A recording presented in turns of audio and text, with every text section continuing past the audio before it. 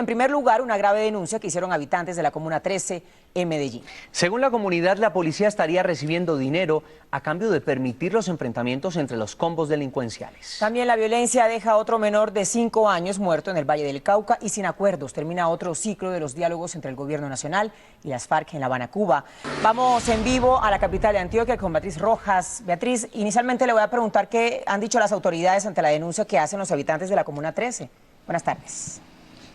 Luz Elena, buenas tardes, un saludo para ustedes y para nuestros televidentes. Lo que dicen las autoridades es que ellos hasta el momento no han recibido denuncias formales de la acusación de la comunidad sobre una presunta participación de las autoridades en los continuos enfrentamientos que se presentan en la Comuna 13 de la ciudad. Estamos hablando que el último enfrentamiento se presentó en el barrio 20 de julio de la Comuna 13 de Medellín, en donde un menor de edad murió. La comunidad denuncia participación de las autoridades en los continuos enfrentamientos. En este sector, conocido como el 20 de julio de la Comuna 13 de Medellín, se registraron los enfrentamientos en los que murió un joven de 16 años y una persona más resultó herida. Habitantes de la zona denunciaron que estos choques son permitidos por la policía a cambio de dinero.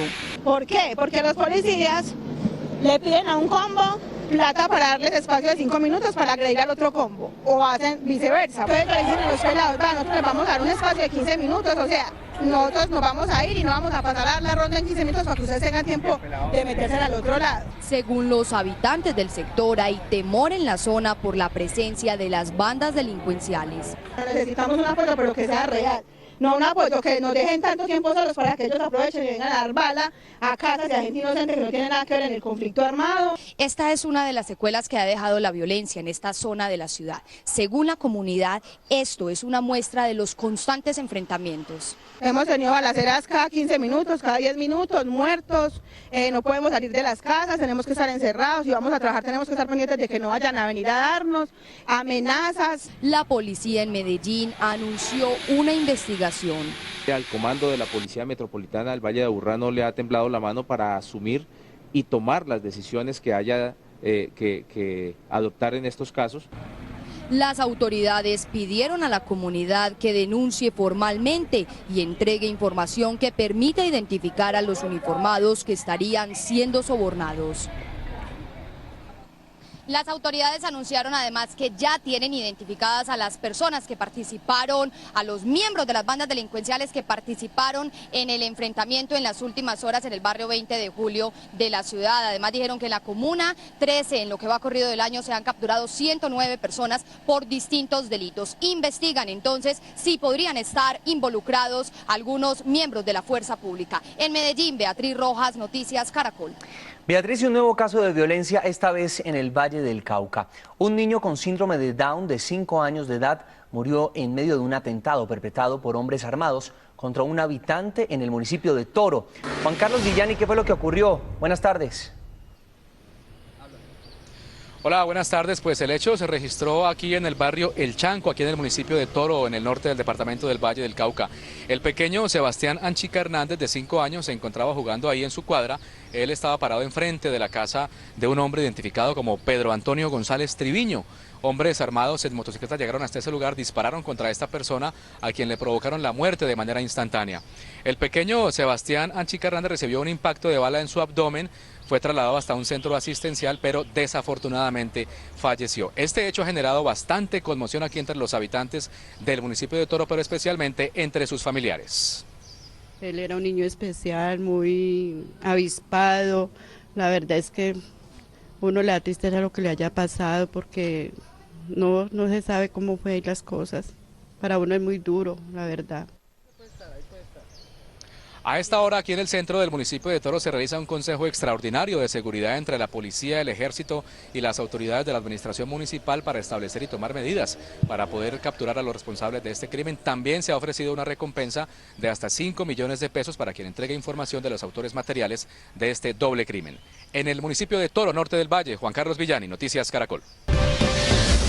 Un juez de control de garantías legalizó en las últimas horas la captura del pastor evangélico Álvaro Gámez, acusado de abusar de 27 mujeres, entre las que se encontrarían 4 menores de edad. El líder religioso de la iglesia Salem, que fue deportado desde Honduras, será recluido en la cárcel de Pasto.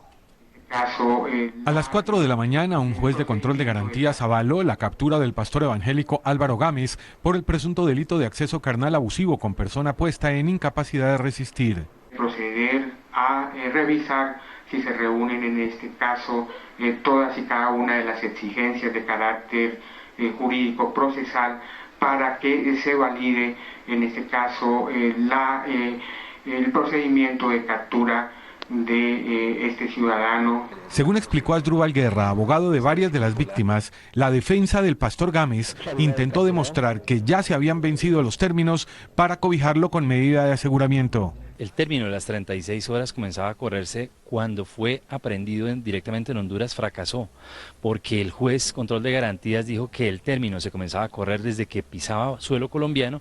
El juez pidió condiciones especiales de seguridad para el sindicado. Fue enfático en señalar que se le tienen que brindar garantías de seguridad porque tiene temor por la integridad que pueda correr su vida. El pastor Álvaro Gámez será trasladado este lunes a la ciudad de Pasto, donde se encuentran radicados los procesos en su contra. En medio de fuertes medidas de seguridad fue trasladado desde Yopal a Bogotá el excongresista liberal Efrén Antonio Hernández, quien es acusado de tener nexos con grupos paramilitares. A su llegada, sus familiares y amigos agredieron a la prensa.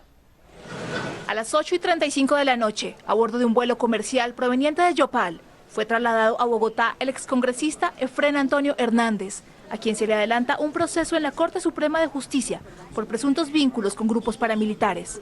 El ex representante a la Cámara, que fue capturado el pasado viernes, dijo que es inocente. Estoy libre de cualquier cosa. Es una captura que no tiene nada que ver con mi conducta. Pero su llegada al puente aéreo terminó convertida en una batalla campal, porque sus familiares y amigos la emprendieron contra la prensa.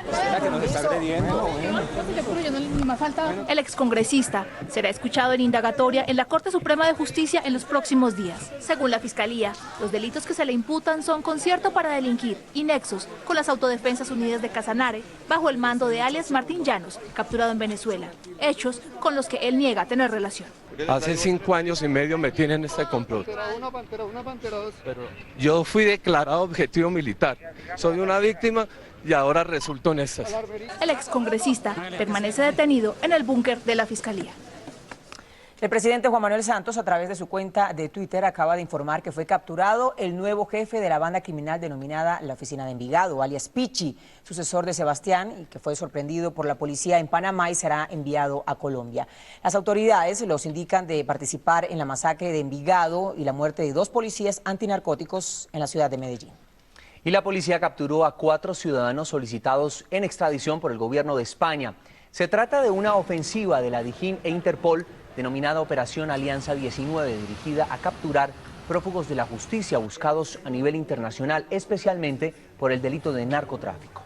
Los capturados fueron identificados como Hernán Darío Guayara Monroy, capturado en Ibagué, Carlos Emilio Giraldo Botero, quien se encontraba en Filadelfia, Caldas, Marta Patricia Ladino Vaquero y Antonio Otero Berride, capturados aquí en Bogotá.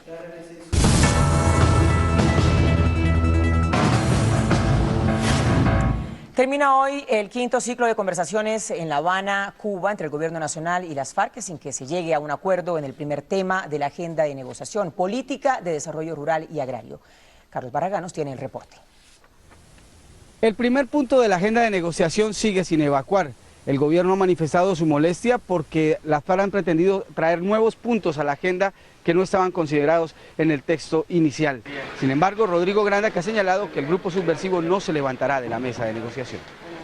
El tema continúa. Vamos en el primer subtema, que es acceso y uso de la tierra. Granda dijo que las FARC están listas para entregar a los 2 policías y al soldado secuestrado, pero dijo que eso dependerá del gobierno. Estamos listos y prestos a recibir al Comité de la Cruz Roja Internacional y a la delegación de colombianos y colombianas. También señaló que mientras exista la confrontación, pueden caer hombres de lado y lado, heridos o capturados, por lo que insistió, se necesita el cese bilateral del fuego.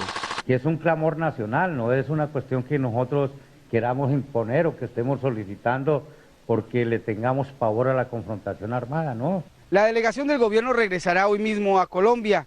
Los 5 negociadores de las FARC entregarán una rueda de prensa en las próximas horas, en unas 2 horas, con sus conclusiones de este quinto ciclo de negociación. En La Habana, Cuba, Carlos Eduardo Barragán Rosso, Noticias Caracol. 12:41 y hace pocos minutos Humberto de la Calle, jefe del equipo negociador del gobierno, le respondió a las FARC y pidió además la liberación de los secuestrados. Algunas de las propuestas de la guerrilla, como por ejemplo el tema minero energético o la idea de frenar la construcción de megaproyectos para la generación de energía eléctrica, sencillamente no forman parte de las discusiones de la mesa. Esperamos que las FARC pongan en libertad a los policías y soldados secuestrados y que lo hagan mediante un procedimiento ágil. Una vez más, rechazamos en forma vehemente el secuestro. Cada acto como estos atentan directamente contra el proceso de paz. Un nuevo balance entregaron hoy las autoridades luego del sismo que sacudió al suroccidente del país. Vamos en vivo a Pasto con Natalia Cabrera. ¿Qué dice ese informe oficial, Natalia? Hola, ¿qué tal? Buenas tardes. Pues según la Unidad de Gestión del Riesgo a nivel nacional, en total fueron 6 los departamentos que reportaron daños y afectaciones. En ellos más de 1.800 viviendas resultaron averiadas. Aquí en el departamento de Nariño, tras un consejo de seguridad que se acabó hace pocos instantes, el gobernador del departamento reportó a 37 personas lesionadas. Por fortuna, todas ellas están fuera de peligro. Estas imágenes muestran el estado en el que quedaron decenas de viviendas en el municipio de Iscuandé y El Charco, en Nariño, tras el sismo. Allí decenas de viviendas resultaron afectadas, una escuela y una iglesia se derrumbaron. El gobernador del departamento entregó un balance de lo ocurrido.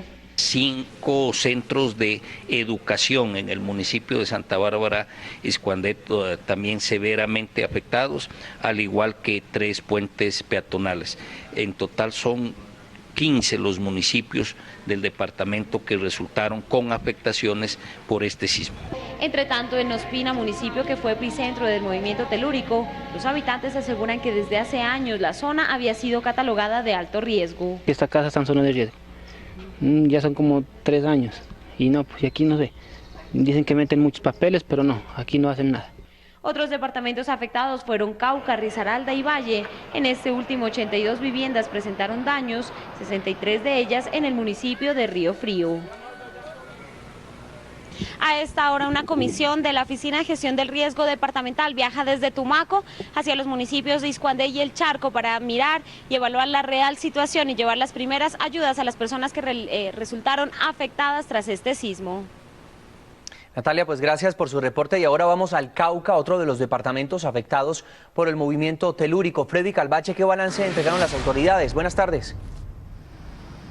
Hola José Fernando, muy buenas tardes. Pues según el primer balance que entregaron los comités locales de emergencia a la Dirección Departamental de Riesgo, son 1.740 las viviendas que resultaron afectadas de alguna forma en esta sección del país. 9 de ellas totalmente destruidas en el municipio de Timbiquí, esto es en la costa pacífica del departamento del Cauca.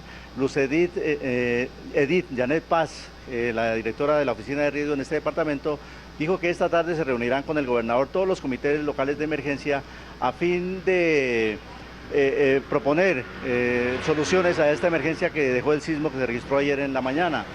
De todas maneras, recorrimos parte del municipio de Timbío, la zona urbana, la zona rural, donde 187 casas resultaron afectadas con averías en sus estructuras, en sus ventanas, en sus techos. Esta tarde entonces se determinarán los lineamientos a seguir para atender esta emergencia que generó el sismo en esta sección del país. En Popayán, Freddy Calvache, Noticias Caracol. Bueno, Freddy, vamos a ver qué dice esa nueva evaluación. Gracias. Y es crítica la situación de decenas de cafeteros en todo el país. Ellos están denunciando que han tenido que usar sus fincas en otras actividades para sobrevivir y que ni siquiera tienen con qué pagar los servicios públicos y los créditos bancarios. Les hemos preparado el siguiente informe desde Pereira.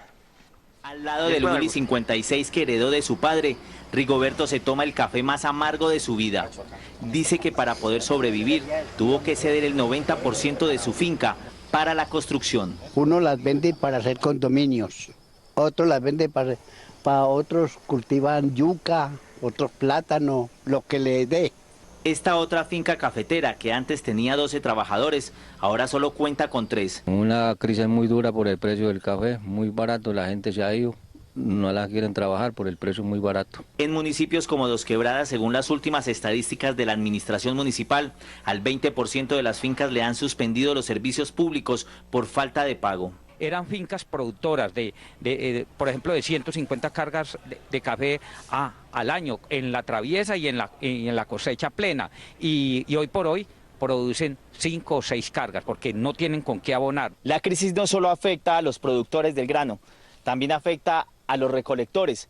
En muchas fincas les están pagando con alimentos y con la dormida, porque ni siquiera alcanza para darles dinero. Escasamente pues para la comida, ¿cierto? No más, porque lo que queda es muy poquito. Según los cafeteros, el 80% de ellos deben préstamos con los bancos y aseguran que no tienen con qué pagarlos. Una persona murió en un accidente durante un desfile de comparsas en el Carnaval de Barranquilla. Horas antes, también durante las celebraciones, 6 personas resultaron heridas al quedar en medio de una balacera entre pandillas. Estefan Uribe, ¿quién es la víctima y cuál es el estado de los lesionados? Buenas tardes. José, buenas tardes. La víctima, según las autoridades, es un hombre de 32 años que pertenecía a la logística de una comparsa que estaba por culminar su desfile durante la Batalla de Flores aquí en la Vía 40. El hombre intentó subirse a un tráiler cuando este estaba en movimiento y desafortunadamente cayó debajo del camión. Las otras 6 personas heridas durante un desfile del Rey Momo en la calle 17 se encuentran estables y afortunadamente las heridas fueron muy leves. De este tráiler con amplificación que acompañaba a la comparsa Son Caribe cayó, según la policía, José Gómez, de 32 años, cuando faltaban solo unos metros para finalizar el recorrido de la Batalla de Flores en la Vía 40. Cae accidentalmente de la carroza y cae exactamente donde van las llantas de la tractómula y muere instantáneamente. Este es el segundo accidente que involucra carrozas y vehículos en desfiles. Los 18 heridos del pasado viernes en Uciacurí, embestidos por una carroza que se quedó sin frenos, continúan hospitalizados en centros asistenciales de Barranquilla. 4 con fracturas cerradas de miembros inferiores y politraumatizados, y hay uno que sí tiene una fractura en miembro inferior izquierdo con compromiso vascular, o sea, una fractura abierta. Ya lo trasladamos a UCI, ya fueron valorados por los especialistas. Las autoridades hicieron un llamado a la ciudadanía para prevenir este tipo de accidentes. Es un peligro, por eso deben mantener la distancia. De todas maneras, pues estos vehículos pesados y con el bullicio y los conductores no miran, no tienen visibilidad hacia atrás, ni de pronto no tienen el cuidado pues de que hay personas que se arriesgan. También durante las celebraciones del carnaval, 6 personas resultaron heridas en el desfile del Rey Momo en medio de una pelea entre pandillas que dispararon escopetas con perdigones que impactaron en los espectadores. Ya estamos adelantando las investigaciones, tenemos 2 personas que se está dando un proceso para muy pronto poder dar captura de ellos. Más de 2.500 policías vigilan los distintos desfiles y eventos del carnaval para evitar hechos que lamentar. El Cuerpo de Bomberos de Barranquilla, la Policía Metropolitana han hecho un llamado a la ciudadanía y a las personas que disfrutan del carnaval para que tengan especial cuidado durante estos desfiles con estos vehículos pesados. Como hechos aislados al carnaval de Barranquilla, en el municipio de Soledad durante las últimas horas se registraron 2 muertes violentas y un muerto por accidente de tránsito. Desde la capital del Atlántico, Estefany Uribe, Noticias Caracol. Bueno, son cosas que no quisiéramos reportar, Estefany, porque son las fiestas, pero bueno, es lo que está pasando allá en la capital del Atlántico. Gracias por su reporte. Según la Universidad Manuela Beltrán, las mujeres están dejando de asistir a los controles médicos durante el embarazo. El llamado es para que acudan a estas citas prenatales porque mucha atención mujeres embarazadas. La cifra de muertes de gestantes ha crecido. La importancia de asistir oportunamente a los controles prenatales es vital, pues no solo se previene la muerte de la madre gestante o la del bebé. De acuerdo con Leonard Maigel, médico de salud pública de la Universidad Manuela Beltrán, se pueden evitar muchas enfermedades. Como la diabetes gestacional, como la hipertensión en el embarazo y algunas otras que si se detectan de manera temprana, podemos lograr que el parto sea adecuado y que el niño tenga buena salud al nacimiento. Según un estudio realizado por esa universidad, las mujeres embarazadas dejaron de ir a las citas de control. Que no tenían dinero para asistir a las consultas y a los controles, que les quedaba muy lejos, pero también nos llamó la atención algo en particular, que la atención que estaban recibiendo era una atención no muy amable. No obstante el resultado del estudio, en la realidad encontramos mamás juiciosas que dan ejemplos sobre lo que sí se debe hacer. Le hacen los monitoreos en la barriguita, si el bebé está bien de peso, si está bien de tamaño. Eso me garantiza que mi bebé nazca bien y que mi salud dentro del embarazo y en el parto esté bien. aparte de llevarnos la salud, también la del bebé. Para los investigadores de la Universidad Manuela Beltrán es preocupante que durante los últimos 10 años en Colombia las cifras de mortalidad de gestantes haya crecido en un 3%. Organismos de socorro en Girón, Santander rescataron el cuerpo de una joven de 15 años que había desaparecido cuando el vehículo en el que viajaba fue arrastrado por las aguas de una quebrada. En ese municipio ya van 200 personas damnificadas por las lluvias. Luego de varias horas de búsqueda, los organismos de socorro encontraron el cuerpo de Lisbeth Dayana Laverde, la menor que murió cuando una quebrada arrastró el taxi donde se movilizaba en Girón, Santander. Bueno, la joven Lisbeth es ubicada a las 5:30 a orillas del río Lebrija, en el corregimiento de la provincia del municipio de Sabana de Torres. A esta hora los familiares esperan que Medicina Legal entregue el cuerpo de la joven. Por otra parte, las autoridades en el municipio de Girón decretaron la alerta naranja debido a que el nivel de las aguas sigue creciendo. Más de 200 personas afectadas gravemente por la ola invernal, de las cuales hay 45 menores, según el censo que ya ha hecho la Defensa Civil en conjunto con la Secretaría de Gobierno. Las autoridades le recomendaron a las personas que viven en las riberas de los ríos evacuar sus viviendas para así evitar futuras tragedias. En Girón, Santander, Oscar Gerardo Hernández, Noticias Caracol. Y más estragos por el invierno. En el departamento del Huila, más de 12 derrumbes tienen aislada a la población de San Luis. Estas imágenes muestran la emergencia que se vive en zona rural de Neiva. La creciente de 3 quebradas no solo tiene aislados a los pobladores, sino que también ha causado pérdida de cultivos. Hasta el momento se reporta una persona desaparecida. Entre tanto, los organismos de emergencia tratan de llegar por vía terrestre al lugar de la emergencia. Se reportan actualmente 11 viviendas afectadas, 4 viviendas destruidas, 30 familias damnificadas, aproximadamente 120 personas damnificadas, 8 veredas afectadas. Los testigos de un accidente de tránsito en Bogotá denunciaron que las ambulancias se tardaron más de hora y media en llegar al sitio para prestar los primeros auxilios a los heridos. El Centro de Regulación de Urgencias y Emergencias respondió que la atención fue oportuna. Al parecer, por exceso de velocidad e ignorar esta señal de pare ubicada en la calle 59 con carrera 18 en Bogotá, se registró un choque entre este taxi y esta camioneta. Como resultado, 3 personas heridas. El choque sería uno más de los que a diario ocurren, si no fuera porque los compañeros del taxista denuncian que la ambulancia se demoró 1 hora y 40 minutos en llegar a prestar los primeros auxilios a los lesionados. El 123 decía que ya iba para allá la ambulancia, que había mucho tráfico, que ya iba para allá, pero es que es imposible que dure 3 horas. En voz a la estación me encontraba yo cuando reportaron el accidente. Y de ahí salí con un servicio hacia el centro y del centro me dirigí hacia Chapinero y llegué y el compañero estaba abandonado ahí. Sin embargo, el Centro Regulador de Urgencias y Emergencias, a través de un comunicado, dijo que la atención se prestó en menos de un cuarto de hora. Se envía ambulancias 5336 y 5919. El incidente llega a las 14:56 y se llega al incidente a las 15:07. Respuesta 14 minutos. Agrega en la comunicación que normalmente se atienden por día 700 llamadas de emergencia, pero en las últimas 24 horas sobrepasaron las 1500. En una gala a la que asistieron grandes personalidades de la prensa colombiana, el Círculo de Periodistas de Bogotá premió entre más de 300 trabajos el esfuerzo y también la dedicación de varios medios de comunicación, entre ellos Noticias Caracol.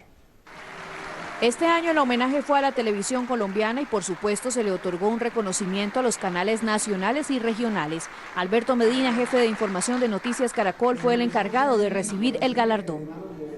Asimismo se exaltó la labor del periodista Alfonso Castellanos y en su representación acudió su hijo Juan Jacobo Castellanos, quien hace parte de Noticias Caracol.